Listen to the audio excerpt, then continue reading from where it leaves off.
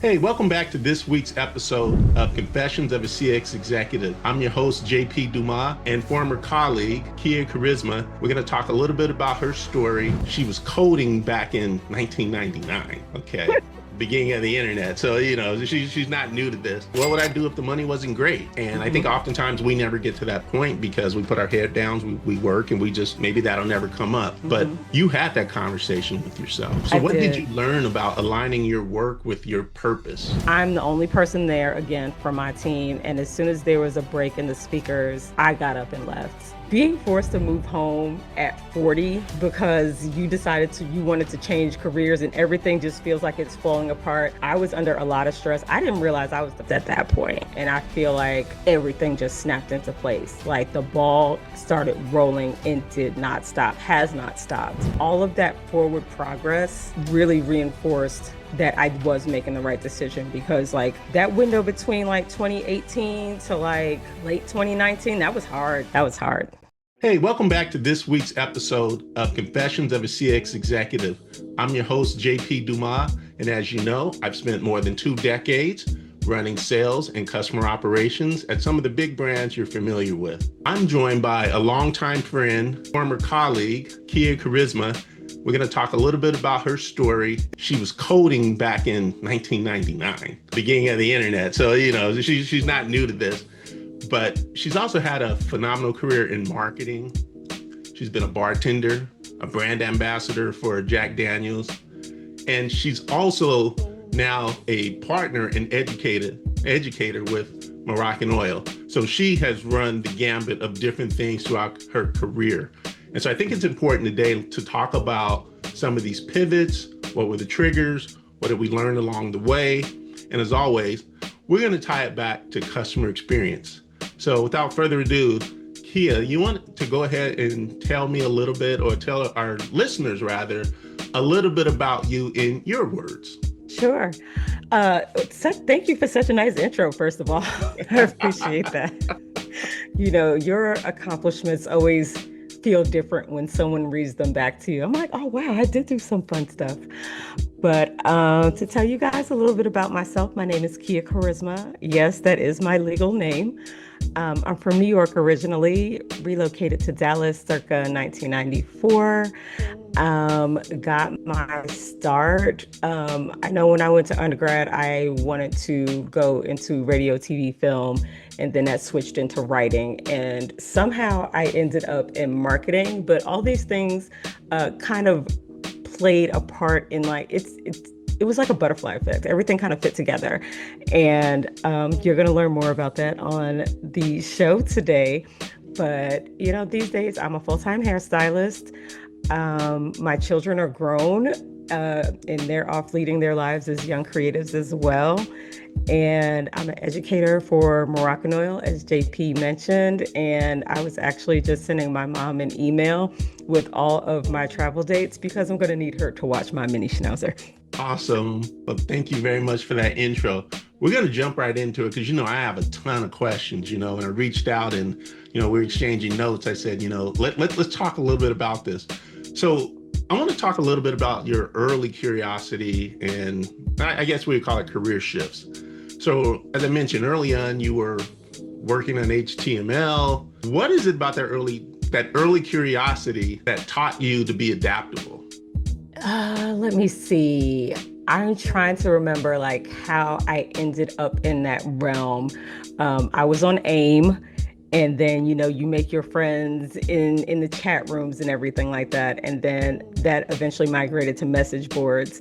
People were starting to launch their blogs and, we were building on Gray Matter and GeoCities and Blogger and things like that. And if you were one of the cool kids, you were designing your own website on Gray Matter. And I wanted to know how all my friends were making these websites. So I actually would go and view the source codes and then just plug them into Notepad until I got the result I wanted. That is actually how I learned to hard code websites. And as far as making it, teaching me to be adaptable, it's just the nature of technology, to be quite honest. It changes so fast. I remember when just knowing, basic HTML was enough. And then it started to get into CSS and then JavaScript. And I started to feel a little out of my depth. And then Dreamweaver came around. And so I had a WYSIWYG editor. So learning coding and programming early on, it kind of went hand in hand with being adaptable. Wow, you really took me back there. AIM, for those of you who don't know, instant messenger, right? So, and things of that nature. But which early role would you say most prepared you for where you are today? And I would say, believe it or not, it's bartending. Being a hairdresser is ultimately being in the service industry and putting your hands on someone's, touching their skin, their hair. That's a very personal experience, and people need to feel comfortable with you. And that's something I kind of grew to learn. That's a skill I developed as being a bartender, because depending on the time of day or what day it is and the circumstances, you can either be someone's therapist, you can be their wingman, you can be all kinds of things. You can be whatever your guest needs you to be. And then you can also be the boss that cuts them off and kicks them out. But all of these things help build the soft skills I needed to be a successful hairdresser, because you can even be like not very good technical wise. Like you can do okay hair and do okay color, but if people genuinely like you and they feel welcomed and there's something about you that's compelling, they'll come back and you will have a career. I think about bartending as the original contact center and some of the ways you talk about, because it is high pressure and you're dealing with people in high pressure moments. But thinking about bartending, thinking about hairdressing, thinking about even your time spent in hospitality, what did that teach you about empathy that corporations often miss? Oh my gosh, corporations, there's a lot of posturing. There's code switching, there's the political aspect of it, there's doing stuff and smiling in people's faces, and you do not care what they are talking about, ultimately, because a lot of times it doesn't even affect you directly. But when you're working in a service capacity and you're working directly person to person, if you want them to open up to you, if you want them to trust you, they have to feel the empathy coming from you, whether it's body language, whether it's eye contact, it's tone. And sometimes if they're telling me something difficult, I don't know how to respond, but just being an active listener often helps. And that's not something that's used a whole lot. As far as I remember with corporate, people want you to just kind of sit up, kind of hush and be spoken to. You're the audience, but there's not much give and take, especially in meetings and stuff like that, unless you're in a Q&A situation, but that still doesn't touch on the human aspect of working in a service capacity. Yeah, I'm sure our listeners are curious about, how do you, most basic question, how do you go from corporate to being a bartender? Usually from bartender to corporate. So, I got laid off. That's how it happened. Yeah, after 4 wonderful years at the Expedia Corporation, I parted ways circa 2014. And at that time, I was a very big party girl. And I happened to be at my favorite cocktail bar, being the patron, telling my bartender all of my woes and issues and that I didn't have a job. And he said, well, come bartend. You're always here. I was like, oh my God, really? Can I do that? Yeah. And it just really took someone giving me the permission to do that, because I didn't really see myself in that capacity, but I was always fascinated by it. It's like they're making science experiments back there. And then there's also an element of showmanship that I enjoyed. Mm-hmm. So I kind of felt like I got invited in. And as soon as I got in, I absolutely loved it. Wow, that's amazing. So we're going to fast forward a little bit. So from bartending, now you're a brand ambassador, and you work with some amazing brands in your career, Jack Daniels and Bedhead and Pureology and now Moroccanoil. So what is the common thread between great brands and how they connect with people? Oh, I feel like I remember, I wish I can remember the context in which I heard it, but there are love brands that, even if the product is just like, okay, there's some kind of aspect of the brand, of the branding, of their positioning that connects with people at an emotional level. When it's Jack Daniel's, it's kind of tied to music. That the Jack Daniel's brand is intrinsically tied to music. And so music instantly takes you back to where you were in certain moments of time. And then, whether it's toasting, celebrating, that kind of like, that ties the Jack Daniel's brand in with that. With Moroccanoil, they have a very distinctive fragrance in all of their products. And in marketing science, olfactory senses, that's one of the strongest memory triggers. So now that I'm saying it out loud, it really makes me think about it. Like, these brands tend to have a strong connection to people because it helps ground them in a memory that a lot of times is happy. If you're not someone that gets to go to the salon very often and you finally get to go and your stylist is using Moroccanoil and it smells amazing, anytime you smell that, it's going to bring you back to that time that you remember looking and feeling really, really good. So with that said, with all of the connections with the brand, how does a brand stay fresh and relevant even though people already know it? Because that's a trick, like this reinvention, what we're talking about here today. So how do brands do that? That's a good question. I kind of feel like I'm just a worker bee at that, and the folks that make those decisions are above my pay grade. But I think the best way for brands to do that is to listen to their audience.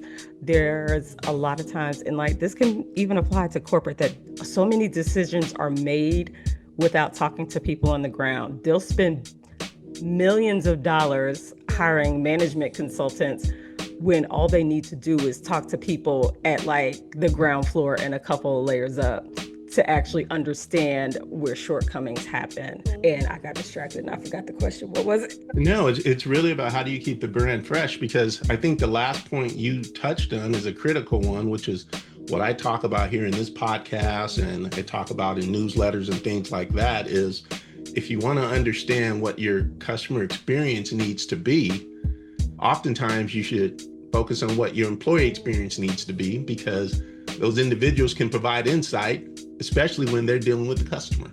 Oh, 100%.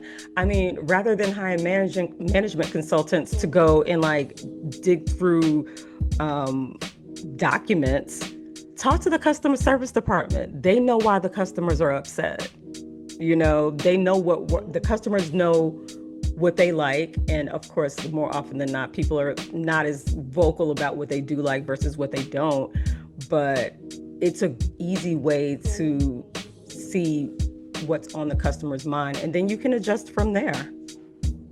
Yeah. Now, full disclosure, it's okay to hire management consultants like myself. Yes. I was thinking about McKinsey and Company. We can help. I was talking about the evil empire. So you have to have a process in which to do that and be clear in the outcomes that you're trying to reach. So, 100%. Because even after you've spoken to customer service and you have this information, you can bring in your consultant to kind of synthesize this into a strategic plan. That's right. So let's talk a little bit about reinvention and resilience, since that is our topic here today. And this is often conversations that individuals aren't willing to have with themselves and a little bit deeper. So you hit a breaking point and you had to ask yourself, what would I do? And I'm going to be honest, it's like, what would I do if the money wasn't great? And I think oftentimes we never get to that point because we put our head down, we work, and we just, maybe that'll never come up. But you had that conversation with yourself. So what did you learn about aligning your work with your purpose? It's really interesting because when I first got into beauty, and even while I was still in school, people asked me, how long have you always been passionate about hair? And at the time I wasn't. I was like, I'm good at it. That was really my answer. I was very non-committal about it. But I do remember very clearly my breaking point in my very last corporate job in 2018. I was the only person from my business unit that was in Dallas. Everyone else was in San Diego. It was almost 45 minutes from home. I spent $6 a day in tolls commuting to the office. And I asked my boss, could I work from home? And he said no, because the president of the company, and like it was an umbrella company with like smaller companies in there. So it was a huge corporation at this one place.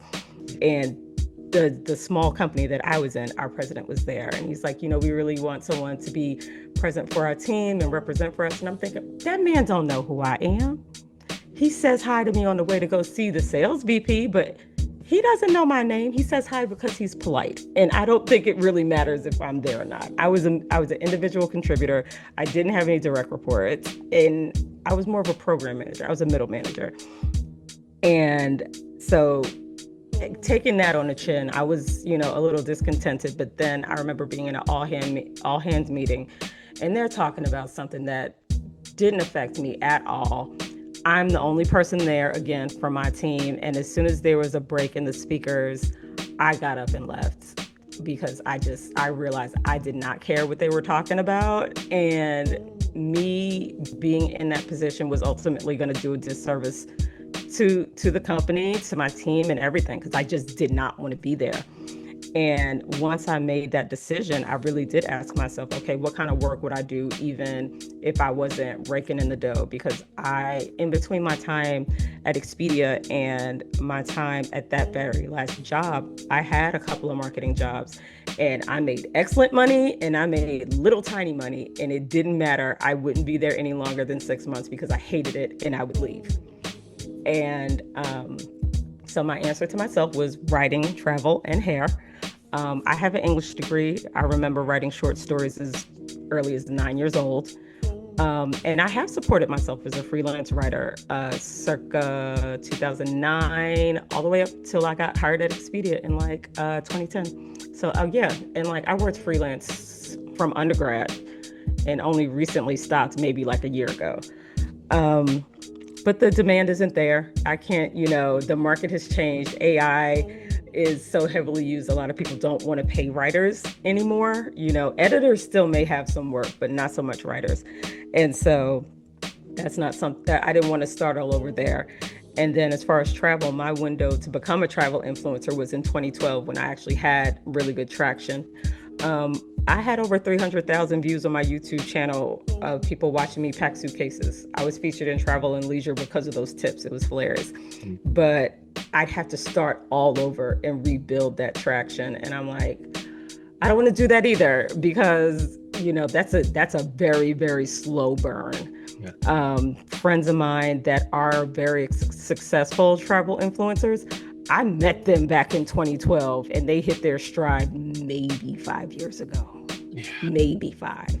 So I'm like, okay, well, I guess I'm going to hair school. And one of the things that really drew me to it, aside from it, again, being a creative field, is that it's a straight line to self-employment if you choose that route. And being in the job market in that search, it was very disheartening. And I got to a point where I was tired of other people deciding what I was worth.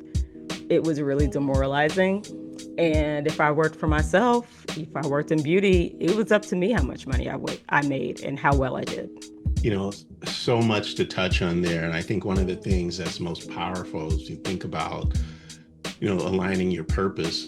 But you really reached that point where you understood that you didn't wake up that morning and decide that I don't want to do this job.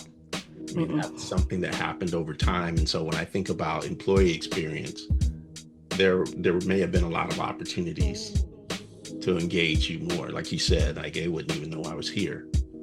But let's talk about that journey of being self-employed. Let's talk about that other journey, because I think this piece is also critical.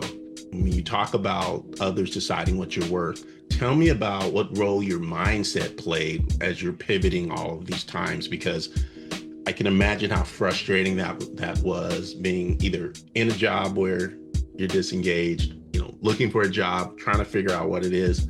How did you, I'll just come out and say it, how did you stay sane? I wasn't. It's okay to say it. It was so hard.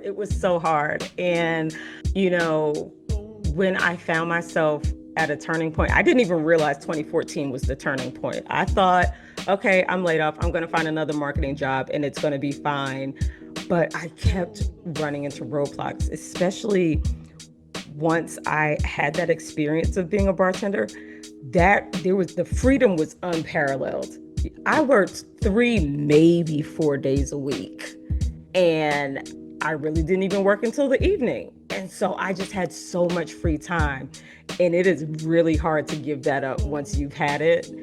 And it didn't matter how good the money was. I didn't want to be in those office jobs, and it was scary because then I was at a point where I had to do something completely different from what I knew. And my daughter went away to college in 2017, which kind of helped, usher me into this decision making. Raising kids, I needed a salary. I couldn't afford to fly by the seat of my pants. My kids needed health insurance. They needed, all kinds of things.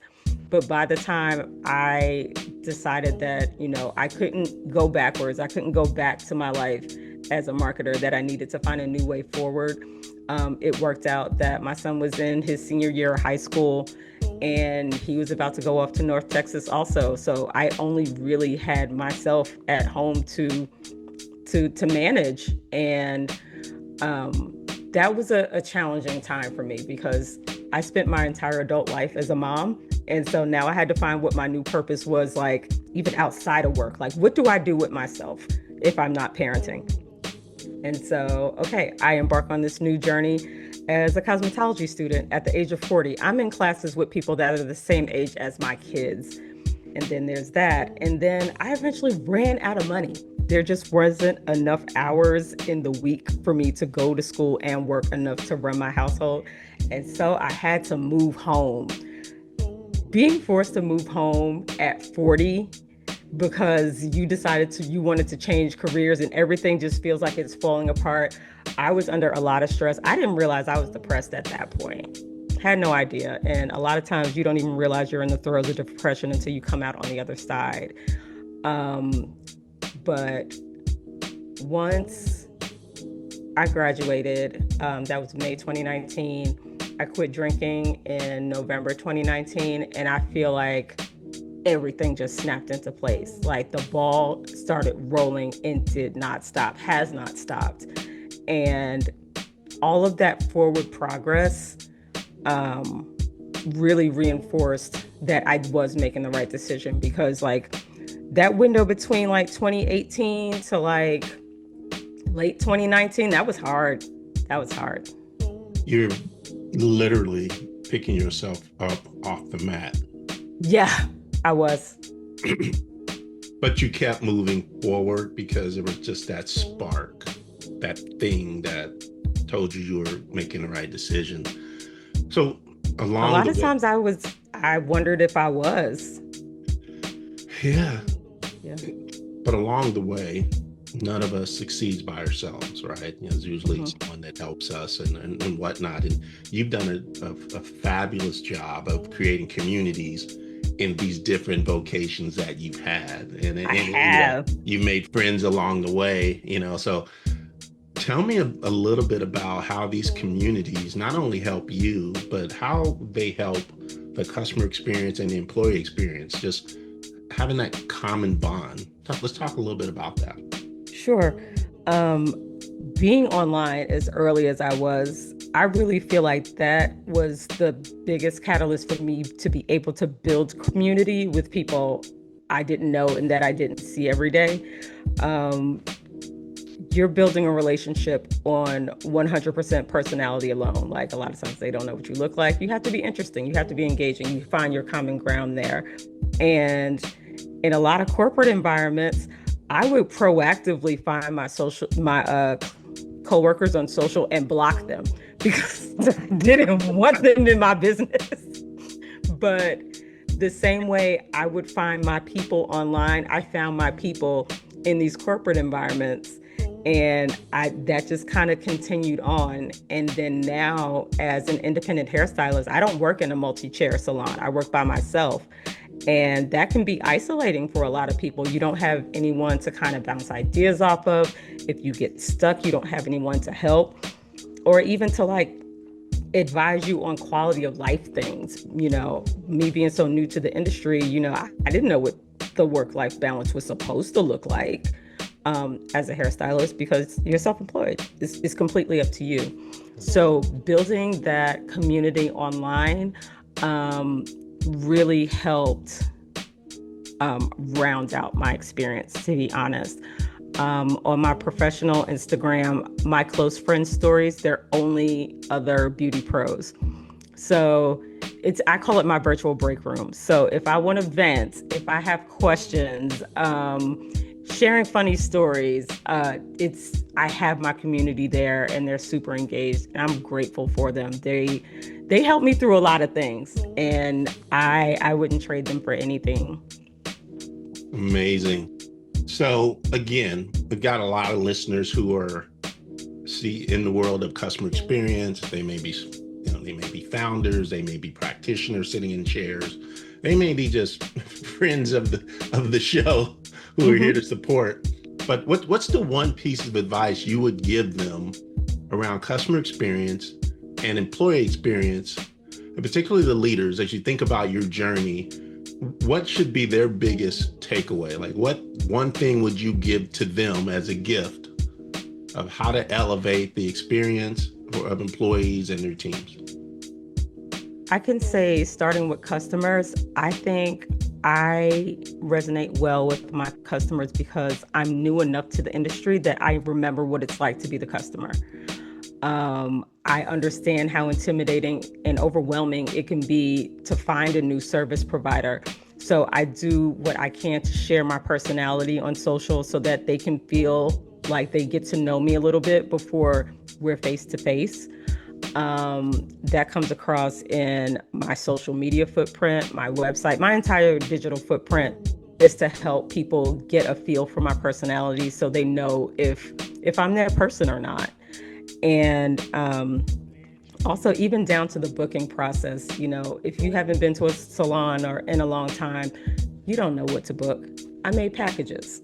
So, okay, I want to leave with my hair straight. This is what I need to pick. I want to leave with my hair curly. This is what I need to pick. Just kind of taking some of the labor out of working with you helps tremendously as far as the customer. And as far as like the employee experience, I don't have any support staff at the moment. I do hope to get an assistant or even a social media manager at some point. I hate making content. It's a necessary evil. But leaning on my community, my virtual break room, I learned that no, I did not need to work, 9 to 6, 5 days a week. I'm in charge here. So I can choose the hours that work well for me. And being able to build that work-life balance made me be the best version of myself so I can take care of my customers better. There's another couple of things that I heard, and thanks for sharing that. The first I heard was there's a certain level of authenticity that's important. People are going to buy you. Yes, 100%. That's important. So love that. But you said something else that was subtle about people not knowing what they want. So be easy to work with. Yeah. And just be user friendly. And if you run into issues, leverage the community. That can help tremendously in terms of employees or customers or what have you. So let's land this plane here. Mm-hmm. As you can tell, I don't know much about hairstyling. I haven't had to in a while, but for you, if your career was a hairstyle, what would it be? Because I guess I got to bring it back to that. Right. So ironically enough, I can't think of a style that it would be, but it's a process. So a color correction. And like people who color their hair can relate to this. Okay, I've been, covering my roots. I've been dyeing my hair black for years and years and years. But now I want to be a different color. That's considered a color correction. And the process is a lot of times it's long, it's expensive, but you got to trust the process. And sometimes like the in-between parts are really scary, but you come out on the other side and it is incredible. And I feel like that is like the best metaphor for my entire journey. Love it. Love it. Well, Quia, I want to thank you once again for being a guest on today's episode. And again, my name is JP Dumas. This has been Confessions of a CX Executive. If you like what you've heard, please like, subscribe, and share this with the community, because we like to have a little bit of fun here. CX equals EX equals a little bit of fun, a few dollars. So let's work together and figure out how we can elevate one another. 100%. All right. Thanks. Bye-bye.